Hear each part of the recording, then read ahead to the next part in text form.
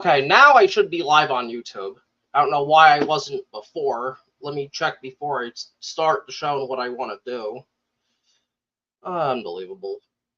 Well, this is why we do things for the first time. Unbelievable. Yep, there we go. Okay, I'm live. So, gonna wait for one person to come in at least. But I'm just so excited for the football season to finally be here. We got preseason football today. So many games going on. Before I came on here, I was watching the Cardinals and Raiders. Fernando Mendoza doesn't look too bad. Jeremiah Love, Mike Williams had a 56-yard run. I'm just so happy football's back. I'm so excited for it. Honest to God, like, I'm such a big football fan, and I love what I do on this channel. And there's just so much more I want to do on this channel. But, I mean, again, we got the Giants and Vikings against each other in 2 days. I can't wait to see that, 1 p.m. and just so much more. But regardless, though, I'm just going to get into it. Hopefully people come in, but just is what it is. Want to update you guys on my channel. I'm setting a bunch of things up. I'm going to try to do a lot more than I did last year. Not going to really do many videos in my car anymore because I have this set up. Yeah, the background's a little screwed up, but it is what it is. I have a green screen behind me, as you guys can see. Well, as you guys can see, but it just is what it is.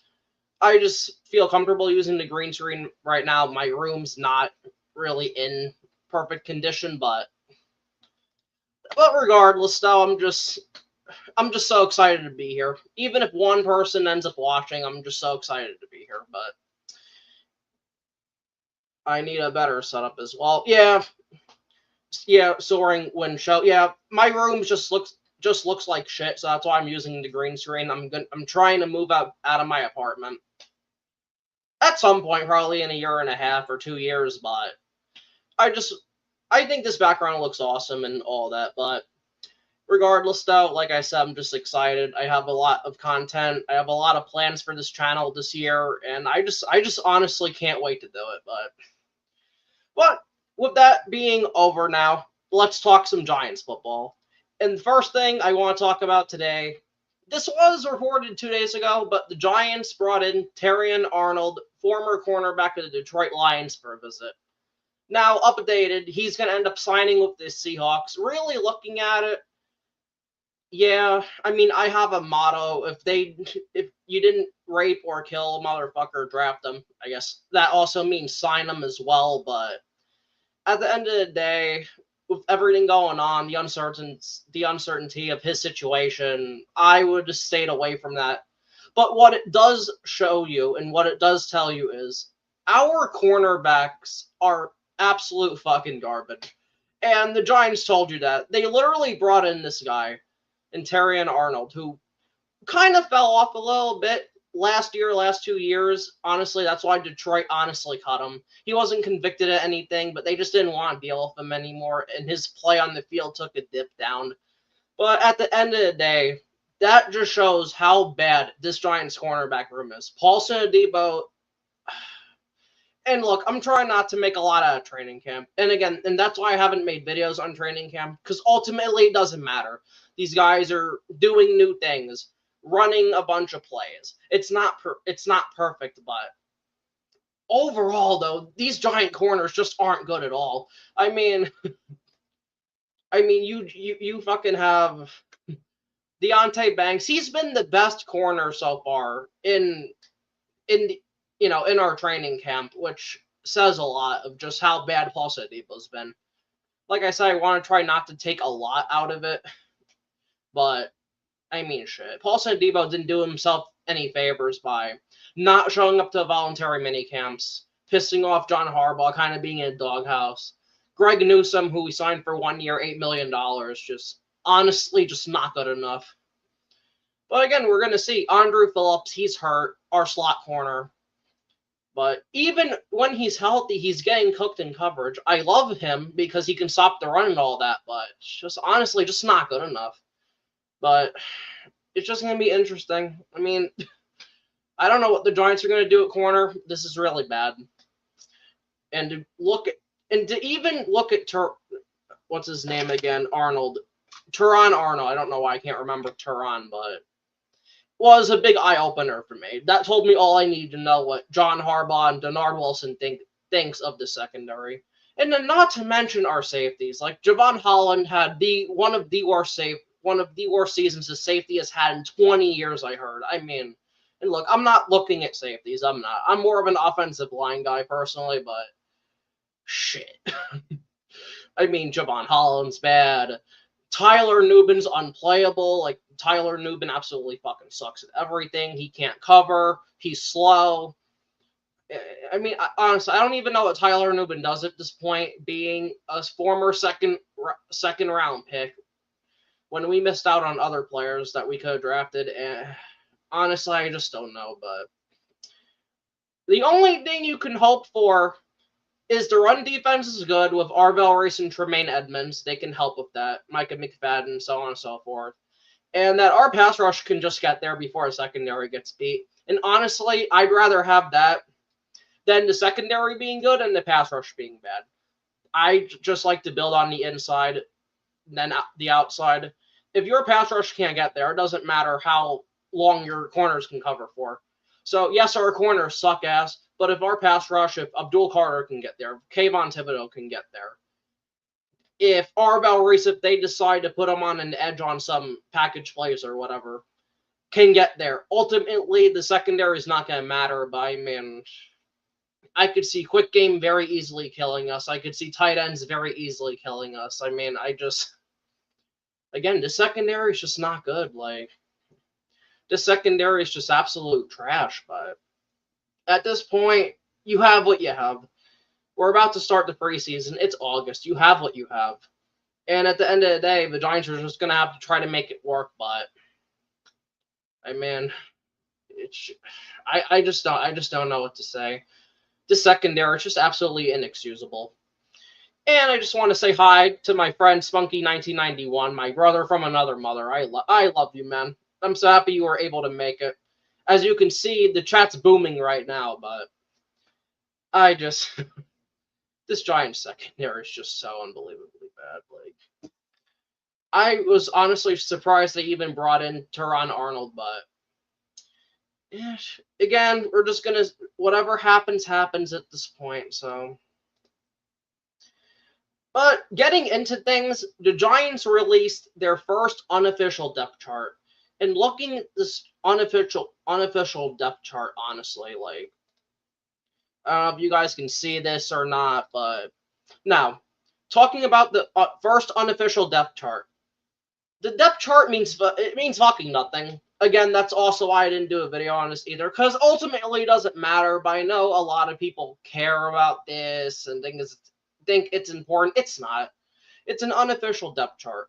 The NFL requires that each team has one out. So, honestly, I think they were just scribbling down names, but honestly, looking at this thing, looks pretty normal. Like, Jackson Dart's your starter, Jameis Winston's the backup.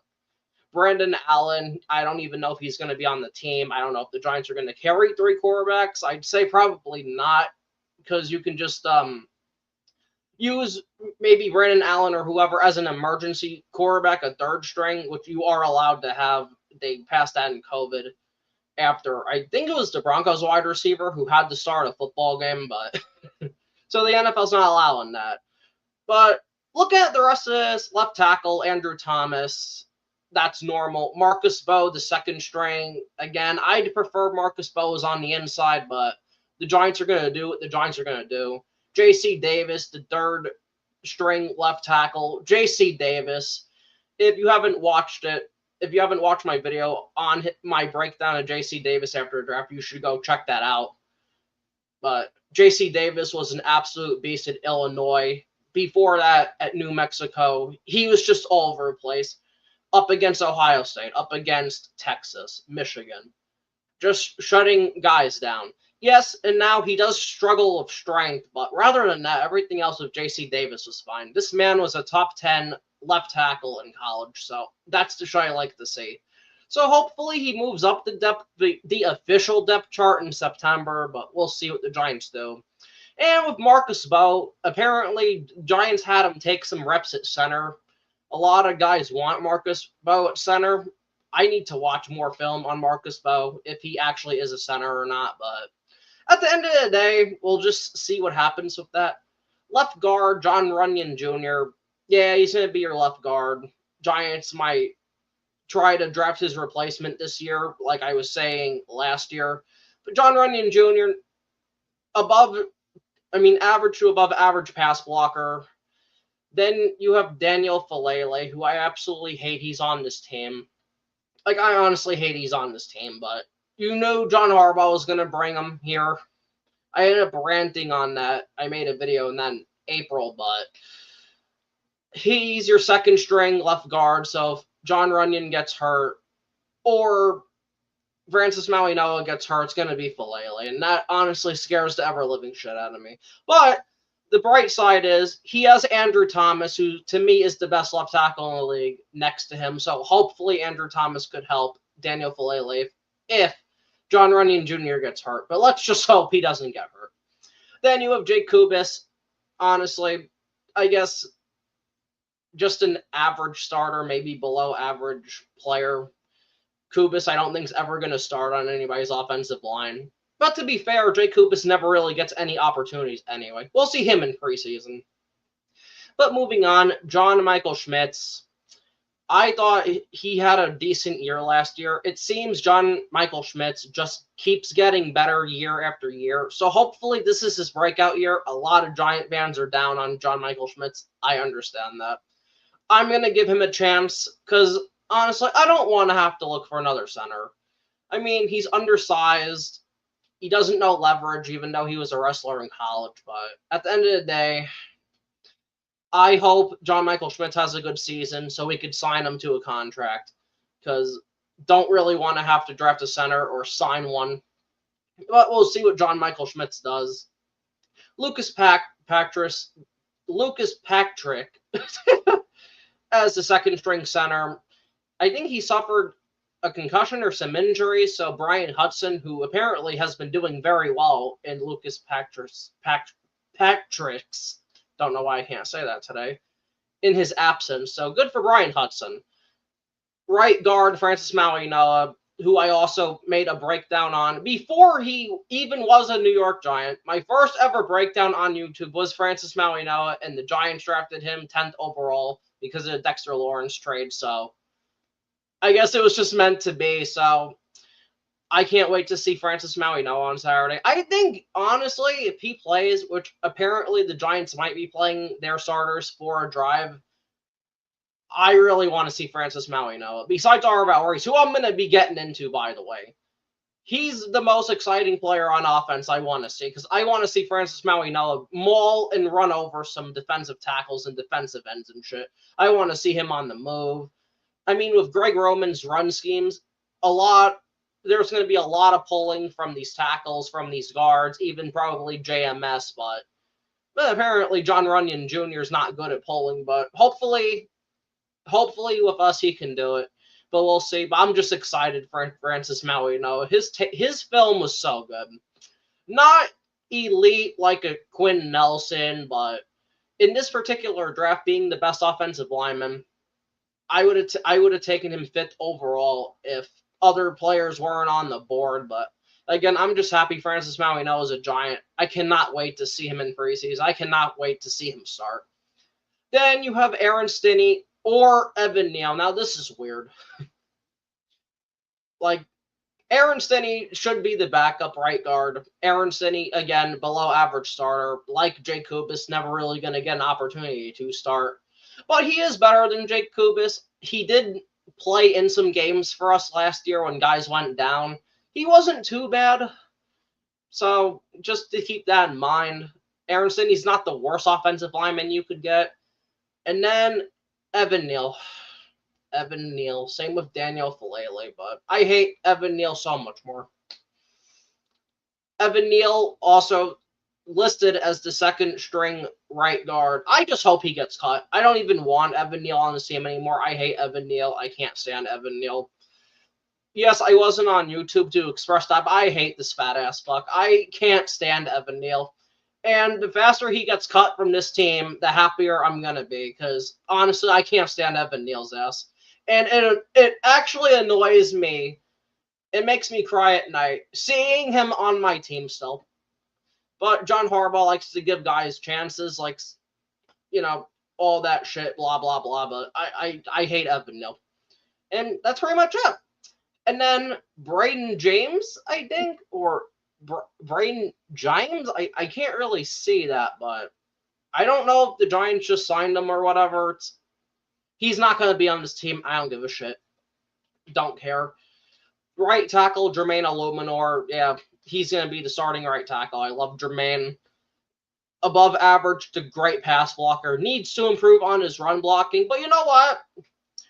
And this is why I'm happy Francis Mauigoa is the right guard. Maybe, and just maybe, even though he's a rookie, on run plays, he could make Jermaine Illuminor's life easier.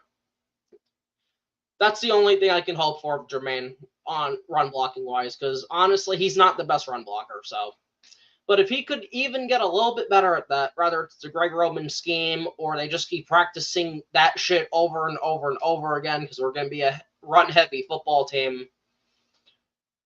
If Jermaine Illuminor can improve his run blocking, he could be one of the best right tackle, one of the best overall right tackles in the NFL. I'd love to see that. 31 years old, signed him to a 3-year, $39 million contract. Absolutely love absolutely love Jermaine Illuminor, but the Giants are going to have to start thinking of drafting his replacement, or it could be J.C. Davis, which honestly I'm hoping for. J.C. Davis is more of a left tackle, but you put him at right tackle for an off season or two, I honestly think he can do it. I am so high on J.C. Davis. And yes, I know he was a 6th-round pick, but I don't know how J.C. Davis was a 6th-round pick. I said that in my video when I broke him down, and I'm still saying that now. I don't know how J.C. Davis was a 6th-round pick. But hopefully he could be Jermaine Illuminor's replacement. So that would be fantastic for the Giants if we really didn't have to draft a tackle in the 1st round, in the 2nd round again.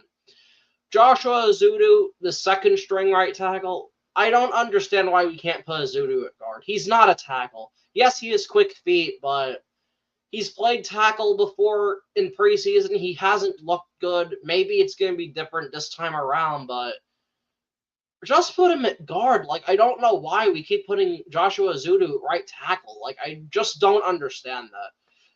But I don't even know if Ezeudu's going to be on the team. I liked Ezeudu. I liked his film.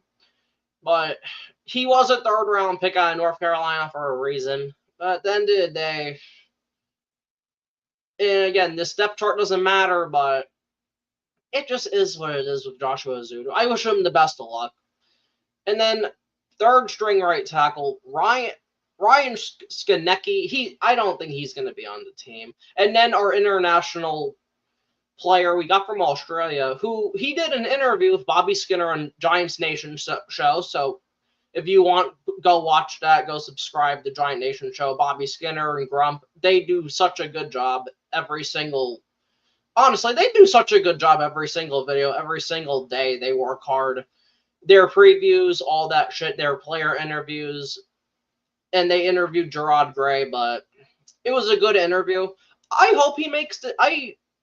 Well, with the practice squad, you can put an international player on it. Won't count as an actual practice squad spot. So he's going to be somewhat on the team. I consider practice squad on the team, so he's going to be on the team. Hopefully it works out for him. Hopefully it just does. We've had other guys who were international players that it just didn't work out. I can't remember them on the top of my head, but we'll see what happens, though. And then tight end Isaiah Likely. You guys know how I felt about Isaiah Likely if you watch my videos. I wanted other guys. I would have kept Bellinger, but Isaiah Likely, knowing John Harbaugh, knowing his system, knowing his message, knowing all that shit, is a big reason why he's here. And honestly, Isaiah Likely, not going to be your typical inline tight end. That's going to be Theo Johnson. That's going to be Manhurts with the blocking. Isaiah Likely is just going to be your big slot tight end in catching passes and shit. That's all Isaiah Likely is going to do. And honestly, with how Jackson Dart's been this training camp so far, which honestly doesn't matter, which I'm going to get into once I get into him, he's just going to be Jackson Dart's safety blanket, drag routes, curl routes, maybe a streak up the middle, but just shit like that, honestly. Isaiah Likely, just being overshadowed by Mark Andrews, finally gets to establish himself as a tight end one, and I can't wait to see it. Yes, I didn't want Isaiah Likely here, but now that he's here, I'm going to be supporting him. So, Isaiah Likely, your tight end one, that's obvious. Theo Johnson, your tight end two, and I wasn't particularly thrilled with Theo Johnson at the beginning of these practices because I can get over anything, almost anything. I mean, not knowing the play, it's a new scheme, new play caller, all that shit. No, the thing I can't get over in a training camp, in a practice, in a preseason game, in a football game is dropping passes. Now, he's gotten better with that, but his first two practices, he dropped, I think, 2 third down passes. That's the shit that pisses me off. Theo Johnson has the potential to be an all-pro tight end. He has the talent. But at the end of the day, you can't do any of that shit. You can't catch the fucking ball. And Theo Johnson has a case of drops, and I hate it. Like, I don't know what it is with our tight ends. Rather, it's Evan Ingram, it's Theo Johnson, it's fucking Larry Donnell, if anybody remembers. Our tight ends, for some reason or another, can't consistently catch passes. But Theo Johnson has more talent than all those guys. But he's just got to catch the ball. Like, he does everything else well. He has good speed, good blocking, can get open, can separate. I mean, hell, you had some people saying he was a better player at Penn State than Tyler Warren, for God's sake. He's just got to get his head out of his ass and catch the fucking football. And this man could be a first team All-Pro at tight end, like. But the only person who's going to help Theo Johnson with that is Theo. So, Theo, I don't want to have to yell at you again, especially after that 49ers game. Get your shit together. But he's your second string tight end, or first string inline tight end doing the blocking. And most of the heavy work that goes unnoticed. Third string tight end, Chris Manhertz. Now, I did not want Manhertz on this team. Manhertz, when he's on the field, it's an obvious giveaway that's going to be a run play. If Manhertz is really going to make this work, he's got to catch the ball more consistently and be a part of the passing game. And apparently he's been doing good. I think John Harbaugh and Matt Nagy's going to make sure he can do that. But again, I would have preferred to have kept Daniel Bellinger, but the Giants are going to pay him $8 million. Now, again, I would have because I love Daniel Bellinger, but, Chris Manhertz might be the best run-blocking tight end on this team. But again, we'll see what Chris Manhertz can do. Rather, it's a three tight end set, which would be 13 personnel, 12 personnel, all that shit, all the personnels. But so we'll see what Chris Manhertz can do. But yeah, then you have Tanner Connor and Thomas Fidone the third, I believe, the second or the third. Thomas Fidone, now I don't really know a lot about Tanner Connor, so I'm not going to really speak on him. But Thomas Fidone, I liked the pick in the 7th round last year. Before this man got hurt, they were saying he was better than Brock Bowers and shit. I believe in the high school ranks, but Thomas Fidone was made 2 great catches, I believe, during, I think, Tuesdays or Wednesdays practice. But I like Thomas Fidone a lot. I think he makes the team. I think we keep 4 tight ends just because we want to run the ball more, and you need big motherfuckers. And that includes the tight ends. Now, Thomas Fidone, don't know if he's the best run blocker, but at the end of the day, he's a guy who can catch the ball, really good receiver. And we need guys like that on this team, especially if Theo keeps dropping the damn ball. I'd like to see Fidone in the game. And especially, I'd like to see Fidone in the game a lot more this year. So we'll see what Thomas Fidone can do, especially in preseason. Preseason is going to be big for him. But we'll just see what happens. Now, Quarterback Jackson Dart, this is obvious. He's going to be quarterback 1. He doesn't have to worry about anybody in front of him like Russell Wilson was last year. This is Jackson Dart's team. Whatever Jackson Dart does, wherever he takes us, it's going to be because of him. Now, he hasn't had the best training camp, but at the end of the day, people need to relax, man. Like, the guy's learning a whole new system. He's doing shit that he wasn't accustomed to doing in college under Lane Kiffin. Lane Kiffin never had this man under center. So, again, it's just like people need to relax with Jackson Dart. Yes, he's going to struggle. Brian Dable also didn't do him any favors, constantly having him in gun.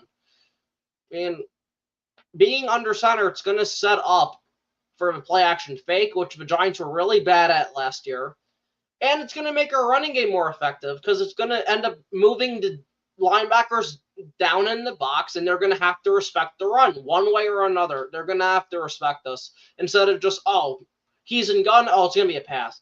Even when they ran inside zone, it was obvious. So being under center, it's going to be a good offense, but people need to understand under center was just such a huge weakness for Jackson Dart. For something he's never done before. Maybe since even high school he hasn't done under center. So people need to relax and just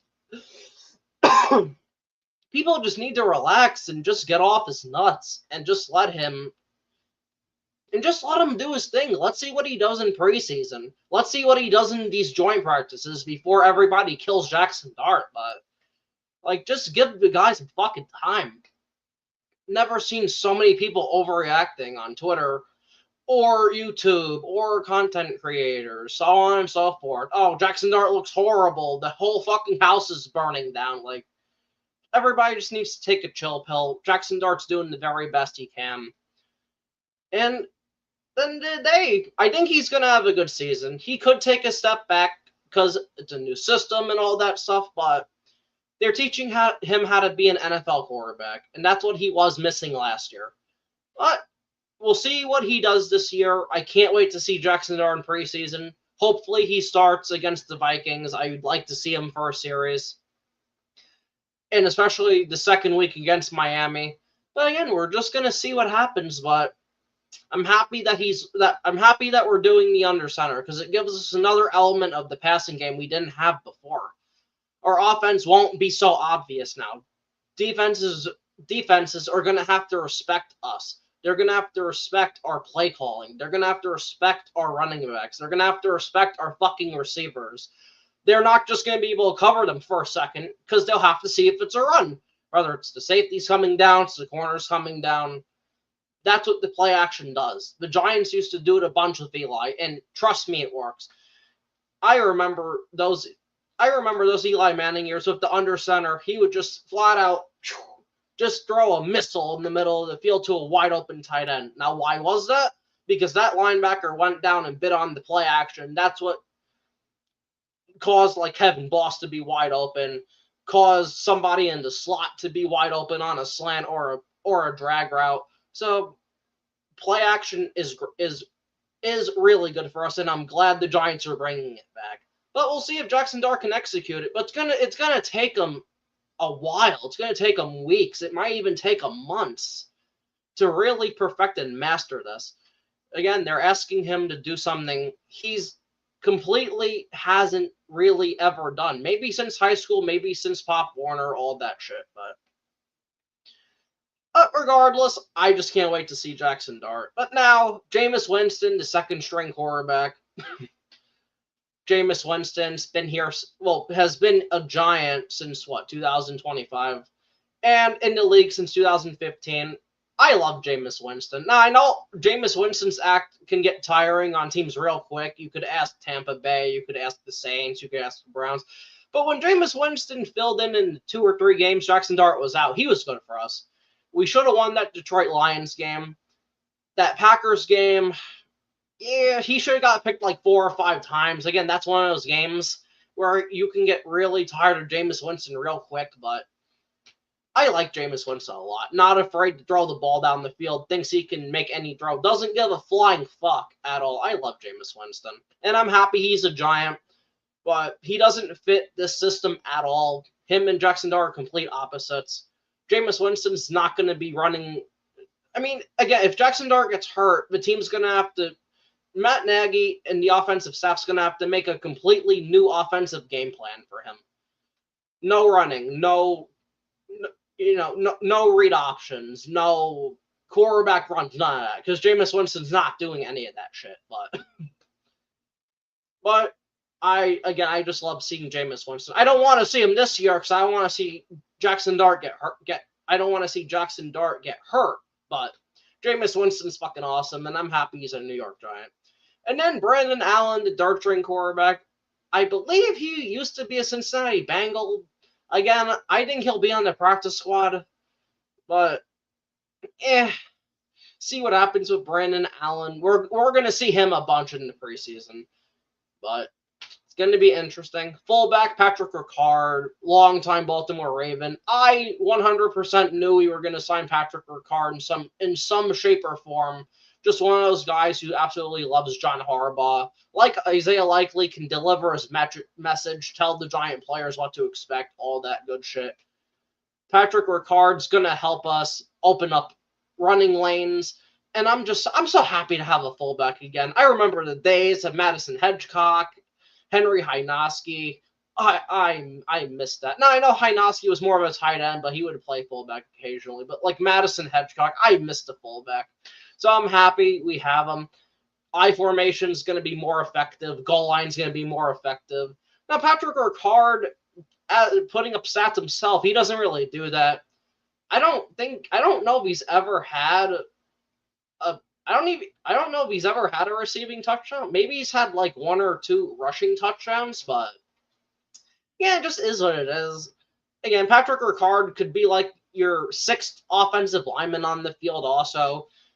Could really help on those stretch runs, those tosses, those pin and pull type runs, all that shit. So again, happy to have Patrick Ricard on the team, and I knew he was going to be a Giant.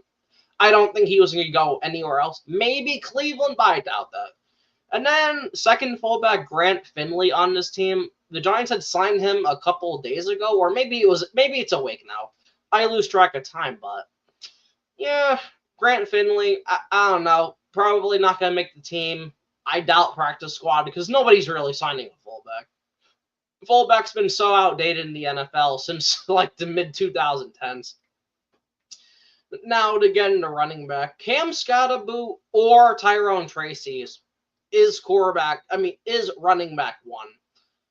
I love Tyrone Tracy, but he's not running back 1 on this team. And I will just say, the Giants should sign another running back because if one of those guys gets hurt, Eric Gray, Dante Miller, or Damian Bankston, the UDFA out of New Mexico, will be your 3rd string quarterback. I mean, I don't know if I have the capability to deal with that.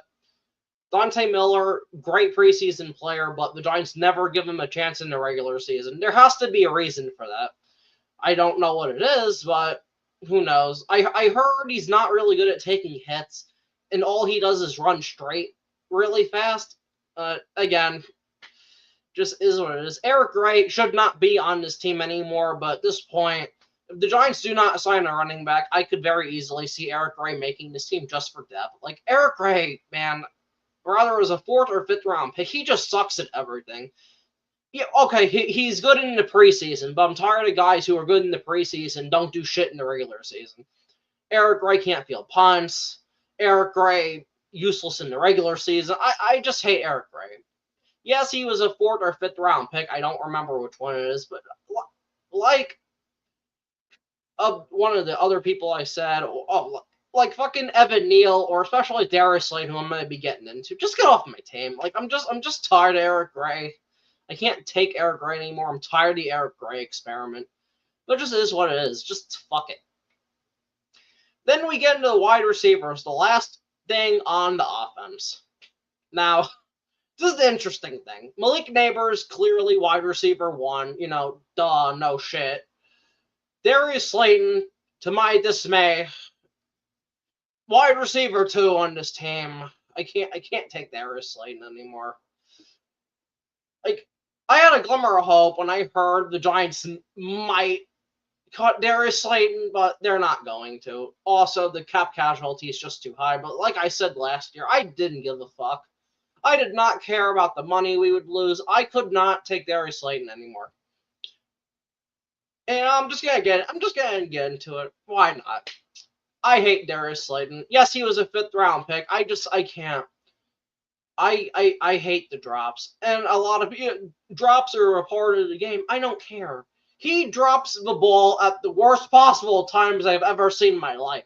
This man dropped 2 or 3 wide open touchdowns in the fucking end zone. Washington, the 49ers, there was another one. He fumbled the ball against the Saints, dropped a wide open pass in the middle on like 3rd down. I just can't. Like, just I don't care. It's to the point to where if Darius Slayton broke Calvin Johnson's wide receiver record this year, had like 2,500 yards in this scenario for like 120 targets or 120 receptions and like 30 touchdowns, I would still want him off the team. I'm that done with Darius Slayton that I just can't take anymore. I just don't want him here. I don't want him here.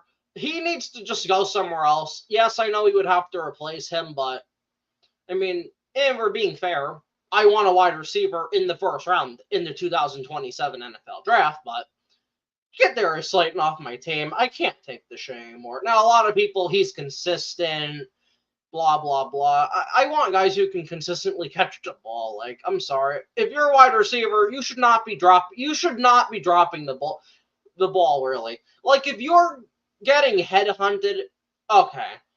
But rather than that, catch the fucking ball. Like, a lot of people give these wide receivers excuses. Oh, the ball's thrown a little too high.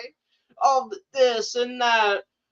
He got tackled really hard in the chest. He dropped the ball. Like, at this point, if you drew Darius Slayton's kid at him, would he catch it? Would he catch his kid? Or would he drop him? I think the latter. I think he would drop his kid.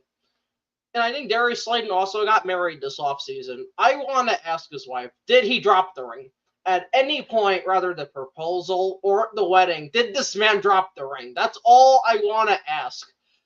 Because this man has the ability to drop everything. And I'm just honestly sick and tired of it. Honestly, just sick and tired of this shit. But let's move on before I just go off on Darius Slayton again, because I'm always willing to go off on Darius Slayton. But now, behind Malik Neighbors on here, Calvin Austin. I liked the signing when we made it. Former Pittsburgh Steeler, consistent, gets open, catches the ball. I think Calvin Austin's going to make the team. But it's interesting he's the 2nd wide receiver here. But even more interesting, before I get into Darnell Mooney, Jalen Hyatt is listed as the 2nd string wide receiver. See, now, this is why the unofficial depth chart's fucking bullshit. Because there's no way in hell Jalen Hyatt's making this football team. I mean, you got Malik Neighbors, you got Slayton, to my dismay. You got Calvin Austin. You have Darnell Mooney. You have Malachi Fields. I'd even take Isaiah Hodgins and Braxton over fucking Jalen Hyatt. So, again, that's why this is bullshit. Jalen Hyatt, like the other people I have mentioned, I want off my team. Jalen Hyatt brings you nothing. Can't run routes. That Cowboy scout was completely 100% right. Again, I cannot stand Jalen Hyatt anymore. Sorry, just 1 second. Just 1 second before I just can't. I'm so fucking sick of Jalen Hyatt.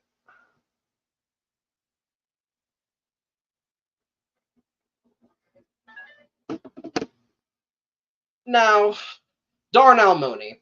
Darnell Mooney was another signing I liked that the Giants made. Underrated, but a lot of people are saying he could be the wide receiver 2 on this team. It's supposed to be Slayton, but we all know that's not happening. But Darnell Mooney, very solid wide receiver, always has been, rather with the Bears, rather with Tampa Bay. Was it Tampa? No, with Atlanta. I'm sorry, with the Atlanta Falcons last year. I think he suffered just more from shitty quarterback play than anything else. This man, I think, has also been a 1,000-yard wide receiver. So again, I really like the Darnell Mooney signing. I hope he can be a wide receiver too, but I'm personally not putting those expectations on Darnell Mooney right now. I just hope he can be a consistent wide receiver who can get open, create separation, give Jackson Dart a guy to go to. And Darnell Mooney also does make clutch catches as well. Very good third down wide receiver, fourth down wide receiver. So I think Darnell Mooney's going to be a big part of this offense. Now, a lot of people have said, like, oh, he's been quiet this camp. It doesn't matter. Darnell Mooney's going to make this team. And also, he's been in Matt Nagy's system before with his time with the Chicago Bears. So he's going to make this team. And I love having Darnell Mooney. So now, moving on, rookie wide receiver Malachi Fields. First and foremost, has had a very good camp from what from what beat reporters have been saying. Malachi Fields, more of a run-blocking wide receiver, which fits this offense perfectly in what the Giants want to do, but he's been doing a lot of shit, and he has something that this wide receiver core really doesn't have, and that's size. I think he's 6'4 or 6'5", 205 pounds, I believe, but again, the Giants need that shit. Now, I think Isaiah Hodgins might be 6'3". I could be wrong on that.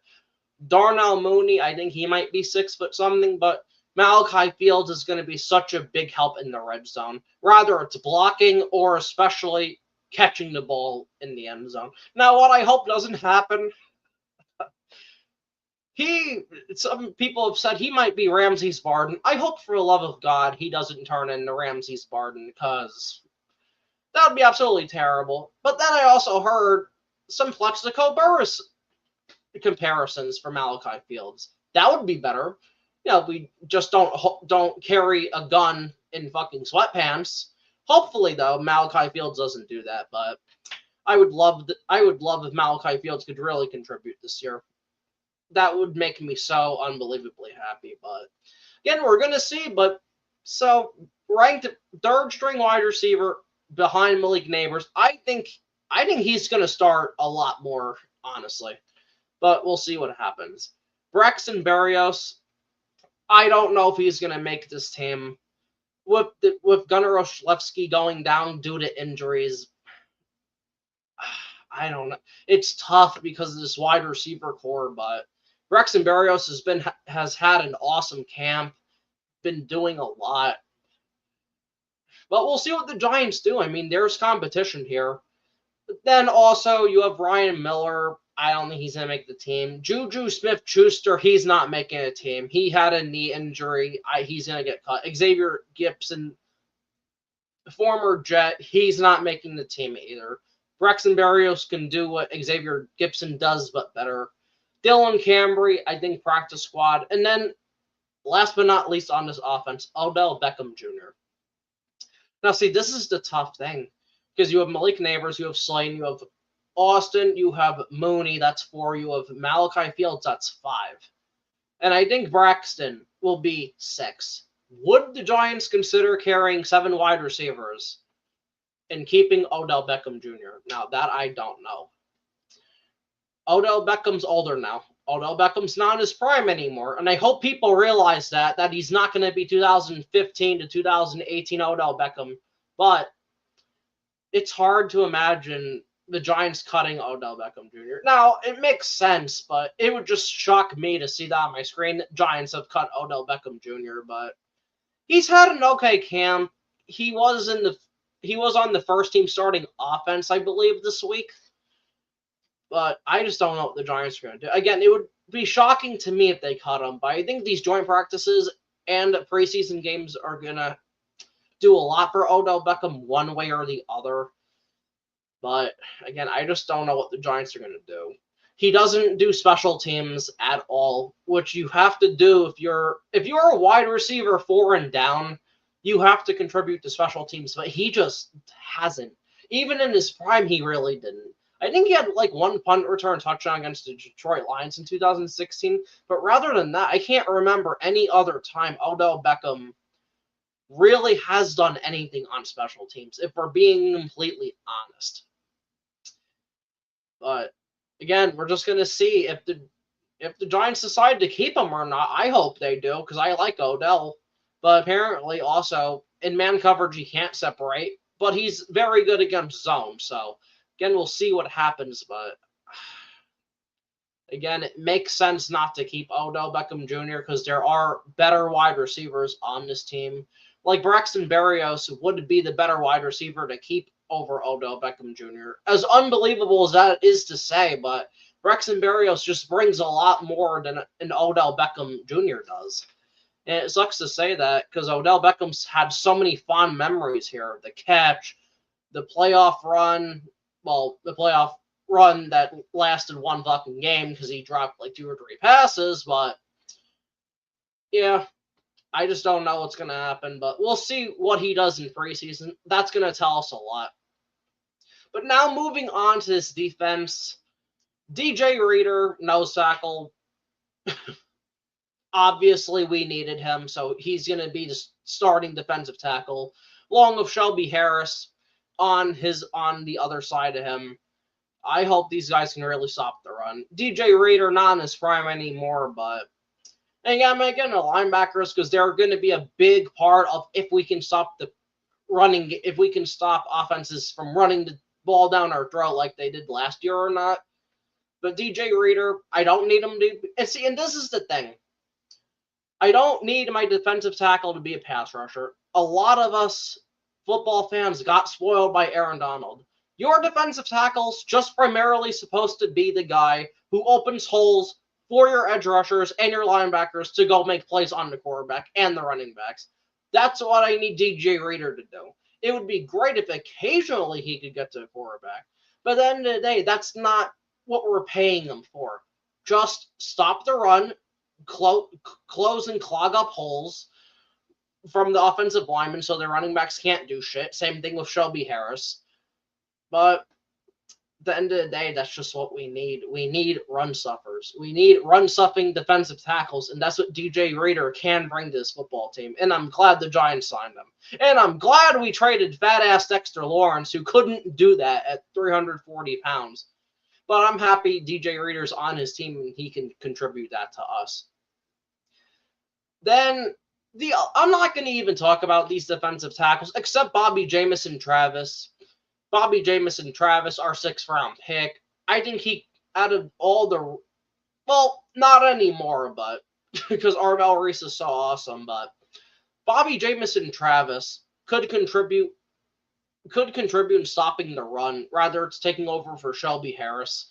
Imagine having DJ Reader and Bobby Jamison Travis on the field on 1st and 2nd down, just stopping the run. That'd be great. The only defensive tackle who was better at stopping the run was Caden McDonald, who the Houston Texans picked with the second round pick. I think 35th overall, or it was the Giants pick, I think. No, it wasn't the Giants. They traded up in front of the Giants because they thought we wanted Caden McDonald, which wasn't the case, but so Caden McDonald, and then you have Bobby Jamison Travis, who is the 2nd best defensive tackle, I think in the country, stopping the run. So that's what the Giants went for. That's what we needed to do. So I hope Bobby Jamison Travis can really contribute to that. As for like Leaky Fortu, Josh, all these other guys, I don't give a shit. I don't care. I don't think they're going to make the team. Maybe like 1 or 2 of them might for depth, but again, if DJ Reader gets hurt, we're fucked. But rather than that, I don't really care about the rest of the defensive tackles here. Well, Darius Alexander, but they have him listed as a defensive end. This is why I hate the 3-4, because Darius Alexander is a defensive tackle, but in this system, he is listed as a defensive end. Darius Alexander has had a tremendous camp, maybe the best camp on the defensive side besides Arvell Reese. Darius Alexander has been all over the place, doing a lot. I hope he can take a step up from last year. It's not fair to ask that of him, but again, if DJ Reader gets hurt, we're fucked. And that's what we need Darius Alexander to make that step. But, I mean, to take that step up. But Darius Alexander is not a run stuffer. He's never been a run stuffer. He's a pass rushing defensive tackle. But hopefully he can be better against the run this year than he was last year. But we're really counting a lot on Darius Alexander, the 25 or now 26-year-old defensive tackle from Toledo. Really hoping Darius Alexander can bring an element to this defensive line and just help us. But I believe in Darius Alexander. I like to pick when we made it. But we'll see what he does. Zach Pickens, don't really know much about him.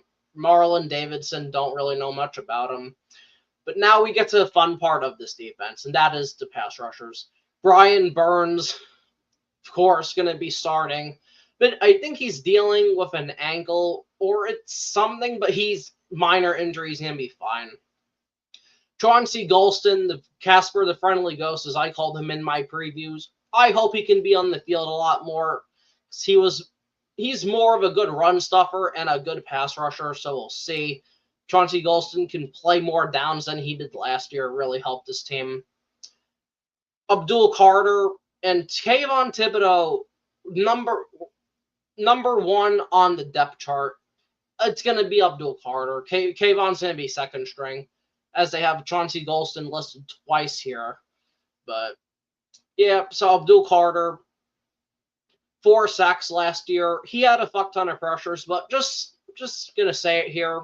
I don't give a flying fuck about pressures. I don't give a shit.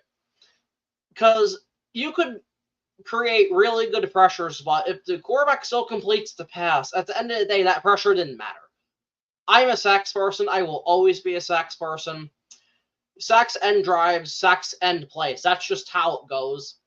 And people forget that very often because, oh, he has pressures. He's like top 5 in pressures. I think Parsons, Chop Robinson, Aiden Hutchinson, all this bullshit, blah, blah, blah. I don't care. Get sacks. That's what I need That's what I need Abdul Carter to do this year. Just get sacks. I'm expecting him to have double-digit sacks if we're being completely honest with ourselves. So I need Abdul Carter to do some good shit. I'd like to see that in preseason. I'd love to hear that in the joint practices, that he's destroying the Miami Dolphins offensive line. He has had a good camp up to this point. Beat Andrew Thomas a couple of times. Beat Jermaine Illuminor a couple of times. But we'll see if Abdul Carter can just continue to do that.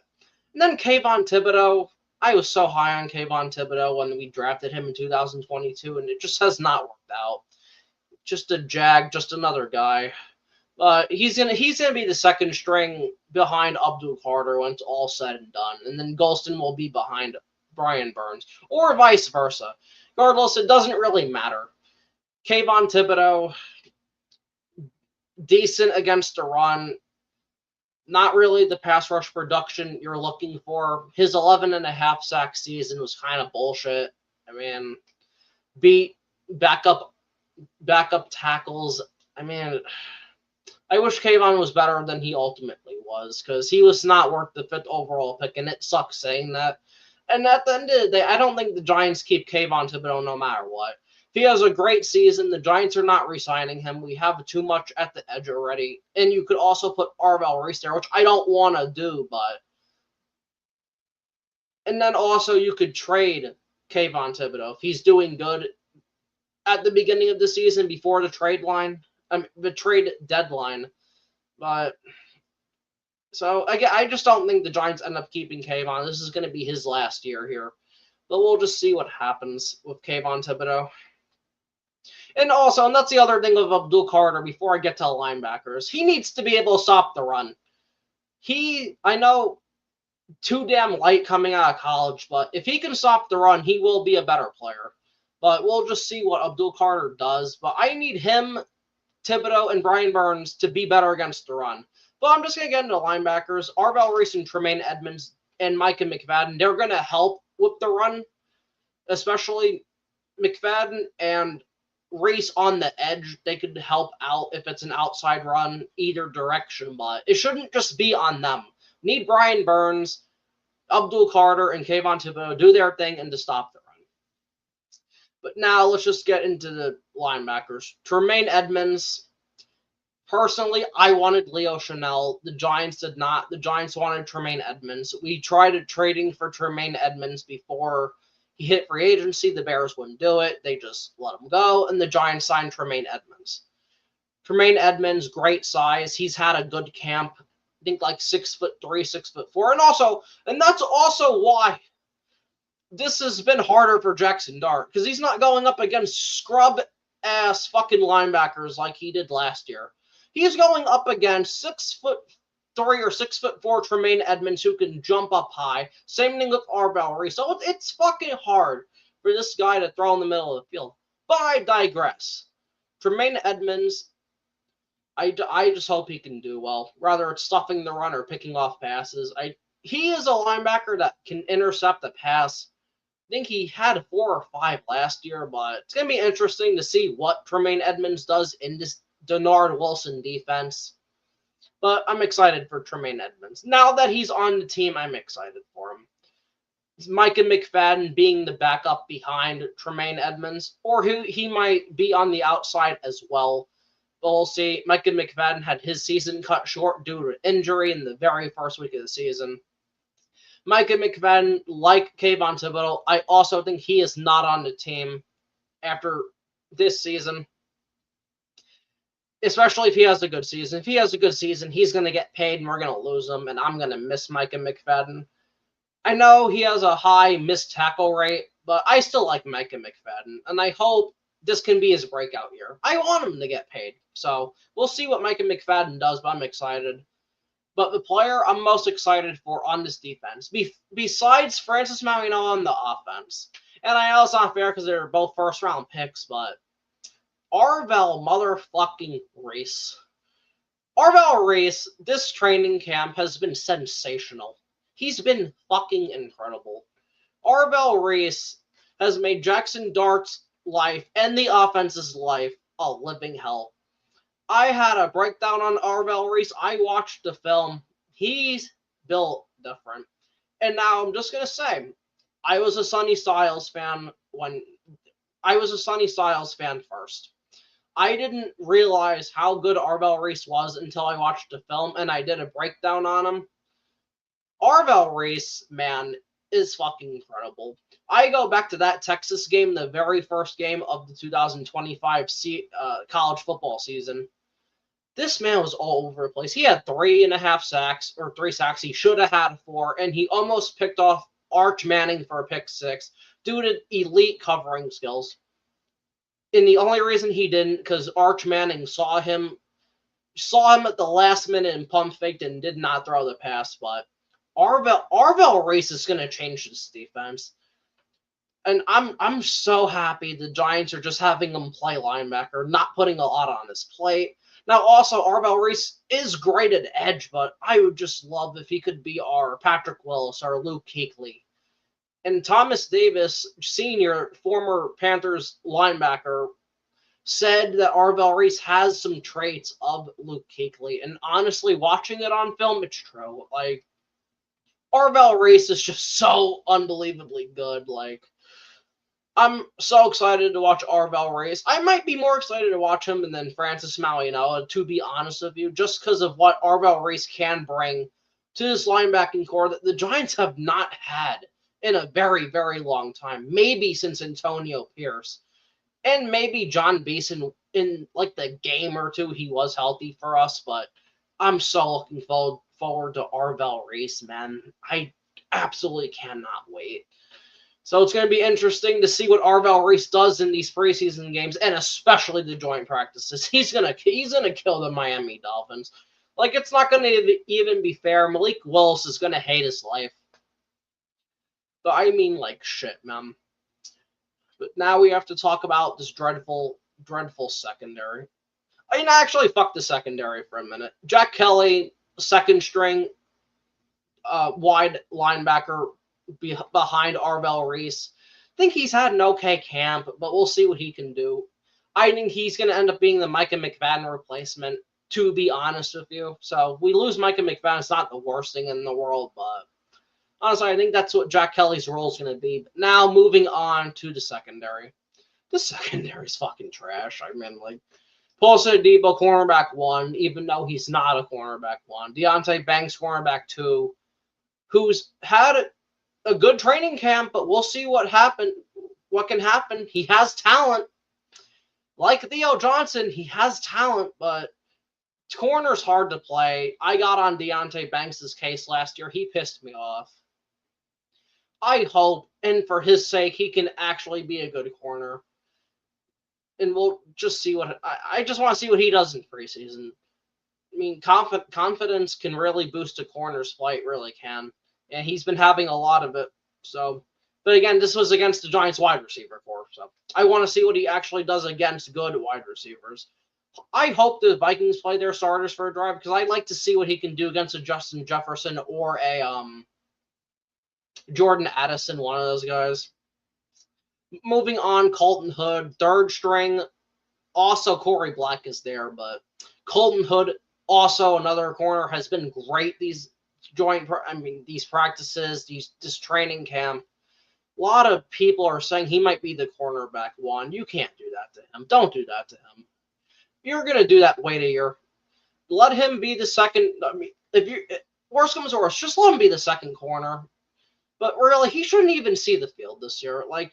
But these corners are just so bad. Greg Newsome sucks. Paulson Adebo sucks. Deonte Banks hasn't done anything.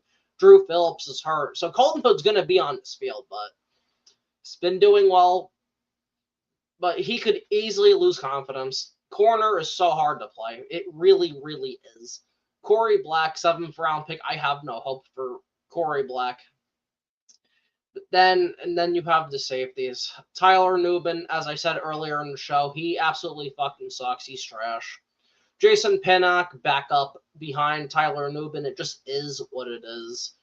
I think he might end up starting over Nubin at some point. He might flat out just beat him for the week 1 spot, if we're being honest, because I have no faith in Tyler Nubin at all. Then you have Javon Holland at free safety. Hopefully he can do better. Denard Wilson, I think, complimented Javon Holland, so that's a good thing. See what happens. Ardarius Washington, again, another guy, a former Baltimore Raven, who could really come in here and help us get takeaways, all that shit. Again, either Pinnock or Ardarius Washington could take Tyler Nubin's job. It's going to be one of them. I don't know if Tyler Nubin starts the season. They might not even let him start the season. That's how bad he's been. And then you have your Art Green as cornerback 3, Elijah Campbell's free safety 3, Raheem Lane. Again, some of these guys are going to make the team because depth. JT Woods, 4th string. I thought he was a safety, but I guess it's saying a corner. I think David Long Jr. got cut today. So, as I'm recording this, well, live streaming this, but now, then last but not least, the special teams. Jordan Stout, punter, who I knew the Giants were going to sign. I got the contract almost exactly right. I was just off with the years. But Jordan Stout, and I'm just going to say this about our special teams. Our special teams, if Dominic Zavada, who I'm going to get into, makes this team, they could win us 3 to 4 extra games by themselves. So I'm really looking forward to if he makes the team. When Dominic Zavada better make the team, but Jordan Stout, booming 60-yard punts, and I'm so excited for Jordan Stout. But I'm just going to get into the main attraction with the special teams. And that is Dominic Zavada. Ben Souls, I am sorry to Ben Souls. I don't give a shit about Ben Souls. Put Ben Souls on the practice squad. Dominic Zavada should be on this team, period. And this starts from the 70-yard field goal this man made in January in warmups in Michigan. Now, yes, I know it wasn't a game and it was warmups. This man made a 70-yard field goal in ice-cold fucking Michigan. I'm sorry, to me, he's the kicker. Like Arbel Reese, has had a sensational training camp. I think he might have missed 3 or 4 kicks. I think it was 3. He was perfect in the spring. I think he was 13 for 13 or some shit like that. He has been fan-fucking-tastic, has Dominic Zavada. Made a 62-yard field goal, I believe, to end their practice, or it was overtime to end their practice. A 62-yarder that could have gone 66 or more yards. You could not let Dominic Zavada go. He is our Brandon Aubrey 2.0, and we need to keep him under any circumstances. I'm going to make a preview for the preseason tomorrow. Dominic Zavada better be on this team. He's going to be our Justin Tucker. Hopefully not off the field, but he's going to be our Justin Tucker and our Brandon Aubrey. I mean, John Harbaugh in 2012 signed Justin Tucker as a UDFA, and now he did the same thing with Dominic Zavada. I was not the biggest John Harbaugh fan, as you guys know that. But if I trust John Harbaugh with one thing, and I trust him with one thing only, it is special teams. Period. This man used to be a special teams coordinator. He knows what he's doing with special teams. So I hope Dominic Zavada's the kicker. And Ben Sauls has been doing better, but at the end of the day, I think Ben Sauls will get picked up by somebody. And I wish Ben Sauls the best of luck in his career, but it's got to be Dominic Zavada. It just has to be. I don't even care if he struggles during the preseason. I don't give a fuck. It needs to be Dominic Zavada, because that's just how good he is. I mean, like, just damn, man. But I mean, just pretty much, though, that's pretty much it for the, that's pretty much it for the depth chart. I know that took longer than I thought it was going to be, but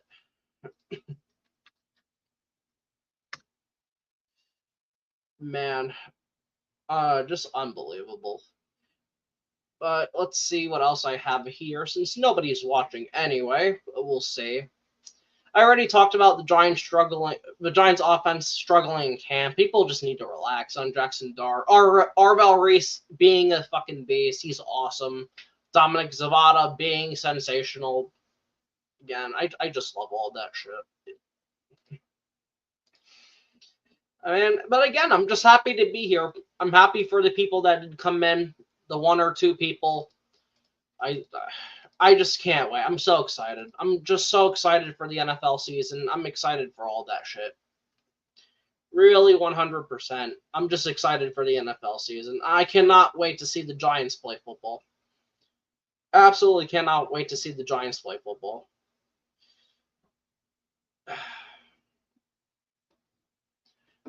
But at the end of the day, that's pretty much what I had to talk about today. But just really, honestly, just testing some shit out.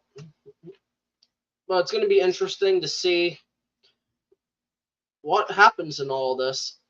But I think I'm probably more than likely going to end things now. Because, again, there's nobody in the chat here. But I just said what I wanted to say. And, again, I'm happy I did this live stream. And, again, I just cannot wait for Giants football. Seeing the Cardinals play last week, seeing NFL teams play preseason, it just makes me excited. Because finally, football's back. I believe up until the end of February or after the Super Bowl, we're going to have at least one football game every single week. So I'm just so excited for it. But I do appreciate the one or two people who did join me in this live stream today. Thank you very much. I'm going to probably live stream at some point again, maybe in a week or so. I'm sorry about the background. It just is what it is. I'm working with some technical difficulties right now, but it just is what it is. My room's not in perfect shape, so that's why I have this beautiful background, as you guys see. But thank you for tuning in, and it's going to be fun. I hope you guys join me on this journey and all that good shit. This has been your guy, Greg Giants, and thank you for watching this live stream.